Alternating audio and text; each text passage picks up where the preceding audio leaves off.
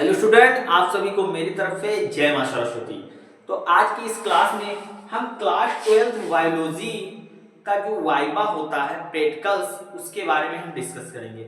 आज हम डिस्कस करेंगे कि कितने क्वेश्चंस आपके वो आंतरिक मूल्यांकन में होते हैं, बाह्य मूल्यांकन में ये प्रैक्टिकल कितने नंबर का होता है, या फिर जो आप एग्जाम देने जाएंगे वो कितने नंबर का होता है, या आप कितना नंबर अपने प्रैक्टिकल एग्जाम में लेकर आएंगे तो आप पास हो जाएंगे। इन सब चीजों पर आज हम बहुत अच्छे से डिस्कस करेंगे। तो आज की क्लास आपके लिए बहुत ही हेल्पफुल होगी, थोड़ा हमारे साथ लास्ट तक बने रहिए। तो जो आपका क्लास 12 बायोलॉजी का जो पेपर होता है वो 100 मार्क्स का होता है। जैसा कि आप लोग को पता होगा कि ये जो पेपर है ये 100 मार्क्स का होता है, जिसमें आपके जो 70 मार्क्स होते हैं वो आपको थ्योरी से मिलते हैं, जो आपको लिखना रहता है। बोर्ड एग्जाम में जब आप जाएंगे पेपर, तो आपको 70 मार्क्स का वो पेपर क्वेश्चन पेपर आपको देखने को मिलेगा। एंड 30 मार्क्स जो होता है, 30 मार्क्स जो होता है वो होता है आपको प्रैक्टिकल से मिलते हैं आपके विद्यालय में, जिसमें आपके जो बाहर से एग्जामिनर आते हैं वे आपका रिकॉर्ड चेक करते हैं, आपके क्वेश्चंस पूछते हैं, वो देते हैं आपको 30 नंबर। इस तरीके से जो क्लास 12 बायोलॉजी का जो पेपर है वो 100 मार्क्स का एक कंटेंट क्रिएट करती है, जिसमें आपके 30 मार्क्स आपको थ्योरी से मिलते हैं आपको लिखने पर, और 70 मार्क्स और 30 मार्क्स आपको प्रैक्टिकल एग्जाम से मिलते हैं। और इसका जो टाइम जो मैनेजमेंट है, ये जो प्रैक्टिकल एग्जाम होता है ये 4 घंटे का होता है। 4 घंटे का प्रैक्टिकल एग्जाम आपका होता है।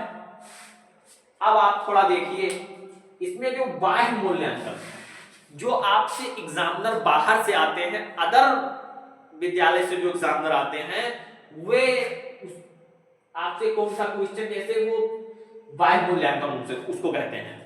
और जो आपके एक्सटर्नल एग्जामिनर, जो आपके विद्यालय में जो आपके टीचर्स हैं जिन्होंने आपको पढ़ाया हुआ है बायोलॉजी, वे जो उनके पास क्या रिकॉर्ड है, आपका प्रेजेंटेशन चेक करते हैं, आपने साल भर कितना प्रेजेंट रहे, या आपकी क्लास में बिहेवियर कैसा है, उस पर आपको 15 मार्क्स देते हैं। तो इस तरीके से मिलाकर 30 मार्क्स आपके प्रैक्टिकल से मिलते हैं आपको, जिसमें आपको अधिकतम अंक 30 है और न्यूनतम उत्तीर्णांक 10 अंक है। अगर 10 अंक से आप नीचे पाएंगे तो आप अनुत्तीर्ण हो जाएंगे, फेल हो जाएंगे प्रैक्टिकल एग्जाम में। वैसे प्रैक्टिकल एग्जाम में कोई फेल नहीं होता है, लेकिन अब कुछ पता नहीं है, ऐसा कोई फेल नहीं होता, लेकिन क्या पता बहुत सारे लोग अपने अपने विद्यालय का समझते। तो आपने समझा, बाह्य मूल्यांकन जो आपसे एग्जामिनर आएंगे उनमें कोई दो प्रयोग आपको करना होगा, जिससे आपको 10 मार्क्स मिलेंगे। और प्रयोग पर आधारित मौखिकी, आपसे जो क्वेश्चन पूछेंगे एग्जामिनर, उस पर आपको 5 मार्क्स मिलेगा। इस तरीके से 15 मार्क्स जो होते हैं वो आपके जो बाहर से एग्जामिनर आते हैं उनके हाथों में होते हैं। आंतरिक मूल्यांकन, प्रयोगात्मक रिकॉर्ड, आपकी जो फाइल बनाई जाती है, एंड प्रोजेक्ट कार्य व उस पर आधारित मौखिकी, प्रोजेक्ट कार्य या उस पर मौखिक जो क्वेश्चन पूछे हैं वो 1 मार्क्स का होता है। प्रोजेक्ट रिकॉर्ड फाइल 4 मार्क्स का होता है। एंड सत्रीय कार्य सतत मूल्यांकन,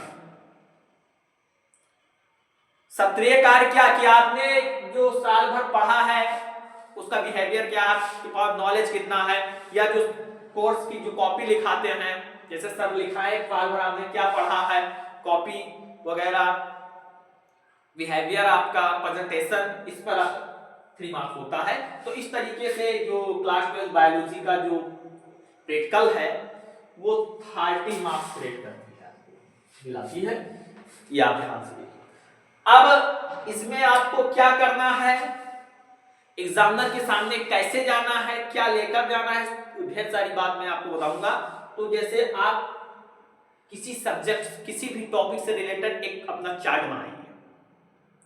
चार्ट में आप डीएनए बना सकते हैं, मिलर का प्रयोग बना सकते हैं, स्ट्रक्चर ऑफ स्पर्म शुक्राणु की संरचना बना सकते हैं, जिसपे ऑलरेडी क्लासेस में लेकर आ चुका हूं, जिसपे वाइवा में क्वेश्चन आखिर एग्जामिनर आपसे क्या पूछ सकते हैं उस क्वेश्चनों को वहां पर डिस्कस किया गया है। अगर आपने जो भी बनाया हुआ है उस क्वेश्चन को अगर आप देखना चाहते हैं तो जाइए YouTube पर सर्च मारिए class 12 biology practical DNA viva based question RR classes search कर दीजिए, आ जाएगी क्लास, आपको मिल जाएगी। Structure of sperm viva based question RR classes, ऐसा अगर सर्च करते हैं तो आपको क्लासेस देखने को मिल जाएगी, तो उससे आप तैयार कर लेंगे।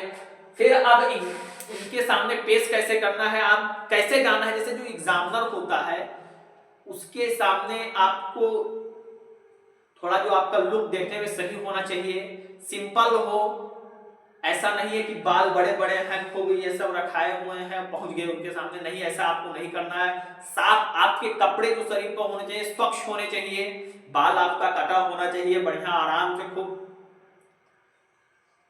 एकदम सिंपल तरीके से एग्जामिनर के सामने जाइए, अपना चार्ट रखिए और रिकॉर्ड फाइल उसको दीजिए। उसके ये नहीं कि आप वो आपसे बात कर रहा है, आपकी नजर कहीं अलग है, उससे आई मिलाकर रखिए कि वो कौन सा क्वेश्चन पूछ रहा है। एग्जामिनर आपसे वन लाइनर क्वेश्चन ही पूछेगा वाइवा में, वाइवा में वो आपसे नहीं करेगा कि भैया ये वाला सिद्धांत बताइए, नहीं, वो क्या कहते हैं पूरा बड़े बड़े क्वेश्चन नहीं पूछेगा, वन लाइनर क्वेश्चन पूछेगा कि आप वन शब्द में उसका आंसर दें, ऐसा क्वेश्चन वो पूछेगा। तो ध्यान से आप लोग थोड़ा देखिए, आपको ऐसे जाना है प्रोजेक्ट, बस आप जाइए वहां पर उसके एग्जामिनर के सामने जाइए, तो ये नहीं बैठ के खड़े हैं, आराम से आप धीरे से सर गुड मॉर्निंग या गुड आफ्टरनून जो भी है आप धीरे से बोलिए और उसके बाद में अपना रिकॉर्ड फाइल दिखाइए। आपको डरना नहीं है, ना ज्यादा डरना है, ना ज्यादा और ना एकदम ओवर स्मार्ट भी नहीं बनना है, क्योंकि भाई जो एग्जामिनर वह दुनिया में दो ही ऐसे होते हैं जिनका हमें सम्मान करना चाहिए, एक क्या है माता पिता और एक गुरु, तो उनका सम्मान तो हमें करना ही चाहिए। आपको नॉर्मली जाना है, अपना रिकॉर्ड फाइल देना है, चार्ट दिखाना है उनको, उनसे बताना है कि सर ये हम तैयार किए हैं, आप इस पर हमसे पूछिए, जो भी पूछें आपको बताना है, डरना नहीं है बिल्कुल। आप नहीं जानते हैं डोंट वरी, आराम से कहिए सर ये क्वेश्चन मुझे नहीं आ रहा है, दूसरा पूछ लीजिए, फिर वो आपसे पूछेंगे। अगर ऐसा आप करते हैं तो अगर उसकी आंख से आंख आप मिलाए रखते हैं, उसको लगा कि ये बच्चा पढ़ने में ठीक है, तो आपको पूरा नंबर देकर जाएगा। और अगर आप शैतानी किए तो एक भी नंबर आपको नहीं देगा, वो आपको 15 में से काट कर 3-4 नंबर कहीं देकर जाएगा। तो ऐसा आप करेंगे। नेक्स्ट है आपके जैसे उद्देश्य से जो है, थोड़ा क्वेश्चन देखिए, स्लाइड द्वारा परागकण के अंकुरण का अध्ययन कहलाता है। अध्ययन ये उद्देश्य है, आपने लिखा, आपने बना सकते हैं अपनी कॉपी में कि स्लाइड द्वारा परागकण के अंकुरण का अध्ययन, ये उद्देश्य है। इससे क्वेश्चंस क्या क्या बन सकते हैं थोड़ा देखिए। जैसे परागकण क्या है, परागकण क्या है, वन लाइनर क्वेश्चन है, तो आप आंसर्स में बताएंगे कि परागकण प्रथम नर युग्मकोद्भिद कोशिका होती, बस इतना ही, ज्यादा नहीं आप बताएंगे।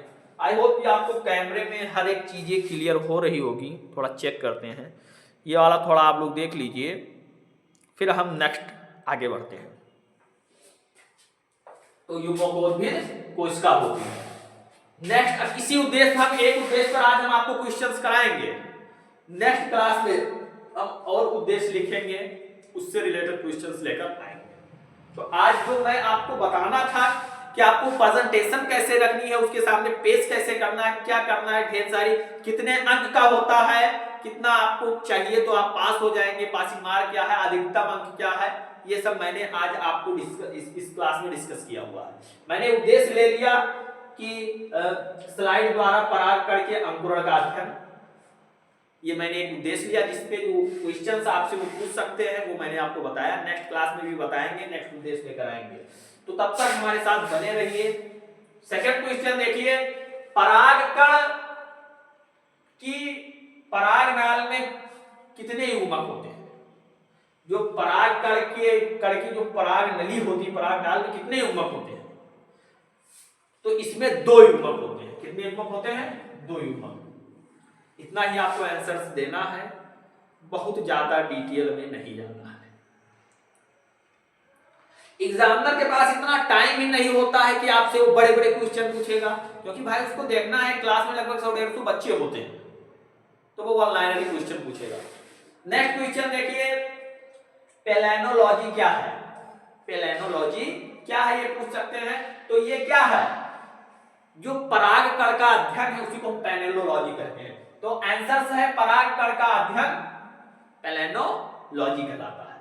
नेक्स्ट क्वेश्चन है कि पराग कण का भीतरी स्तर अंतःचोल किस रसायन का बना होता है?